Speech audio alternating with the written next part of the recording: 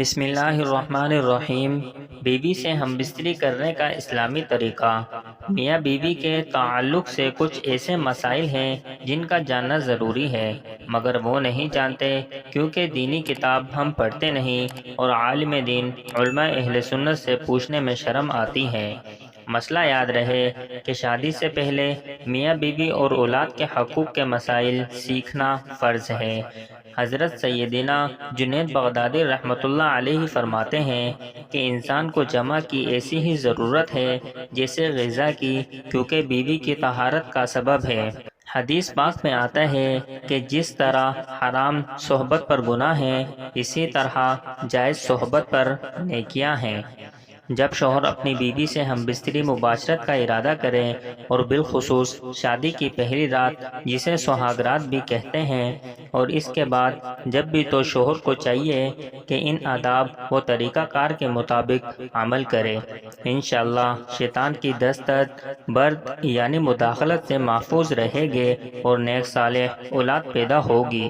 نماز کے بعد شوہر اپنی دلہن کی پیشانی کے تھوڑے سے بال نرمی اور محبت سے پکڑ کر یہ دعا پڑھیں: اللہم انی اسألک خیرہا وخیر ما جبلتہا علیہ واعوذ بک من شرہا وشر ما جبلتہا علیہ۔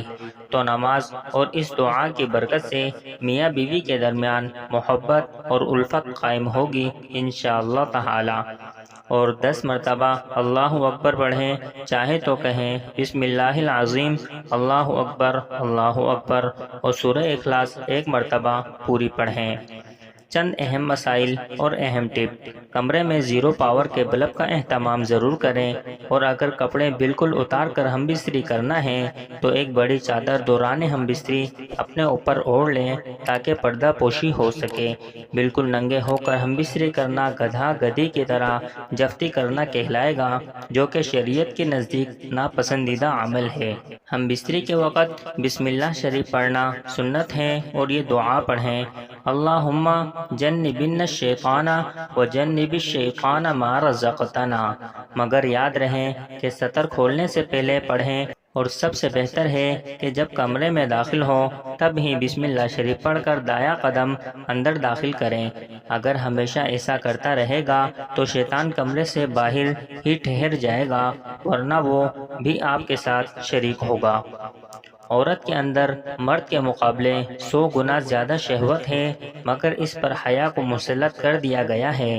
تو اگر مرد جلدی فارغ ہو جائے تو فوراً اپنی بیوی سے جدا نہ ہو، بلکہ کچھ دیر ٹھہریں پھر الگ ہو۔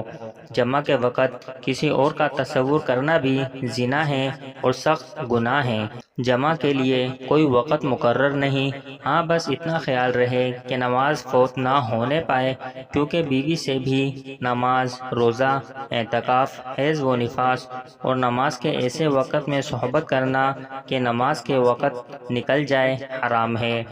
مرد کا اپنی عورت کی چھاتی کو منہ لگانا جائز ہے، مگر اس طرح کے دودھ حلق سے نیچے نہ اترے، یہ حرام ہے۔ لیکن ایسا ہو بھی گیا تو توبہ کریں، مگر اس سے نکاح پر کوئی فرق نہیں آتا۔ مرد و عورت کو ایک دوسرے کا سطر شرمگاہ دیکھنا چھونا جائز ہے، مگر حکم یہی ہے کہ مقام مخصوص شرمگاہ کی طرف نہ دیکھا جائے کہ اس سے نسیان یعنی حافظہ کمزور ہونے کا مرض ہوتا ہے اور نگاہ بھی کمزور ہو جاتی ہے۔ ہم بستری مباشرت سے فراغت کے بعد مرد و عورت کو الگ الگ کپڑے سے اپنا سطر صاف کرنا چاہیے، کیونکہ دونوں کا ایک ہی کپڑا استعمال کرنا نفرت اور جدائی کا سبب ہے۔ آج کل کے جدید دور میں ٹیشو کا استعمال نہایت آسان و مفید ہے۔ گھر میں ایک پیکٹ ٹیشو کا ضرور رکھ لیں۔ ہم بستری سے احتلام، انزال یعنی منی خارج ہونے کے بعد یا دوسری مرتبہ صحبت کرنا چاہتا ہے، تب بھی صدر شرمگاہیں لازمی دھو لیں کچھ وقفہ دے کر، اور بہتر یہ ہے کہ وضو کر لیں، ورنہ ہونے والے بچے کو بیماری کا خطرہ ہے۔ جمعہ کے بعد لڑکے کی پیدائش کا ارادہ ہے تو عورت کو فوراً دائیں پہلو کروٹ لیٹنے کا حکم دیں کہ اگر نطفہ قرار پا گیا تو انشاءاللہ لڑکا ہی ہوگا۔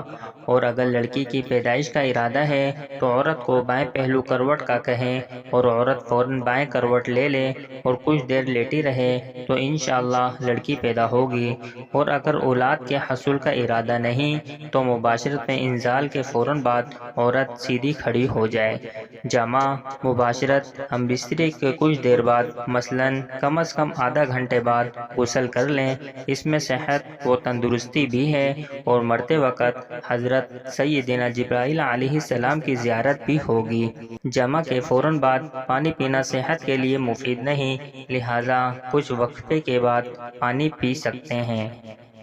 طبیب کہتے ہیں کہ ہفتے میں 2 بار سے زیادہ ہم بستری صحبت کرنا ہلاکت کا باعث ہے۔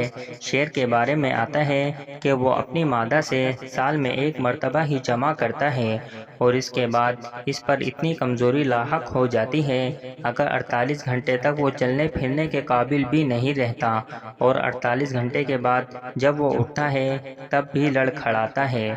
عورت سے حیض کی حالت میں صحبت کرنا جائز نہیں، اگرچہ شادی کی پہلی رات ہی کیوں نہ ہو، اور اگر اس کو جائز جانے جب تو کافر ہو جائے گا۔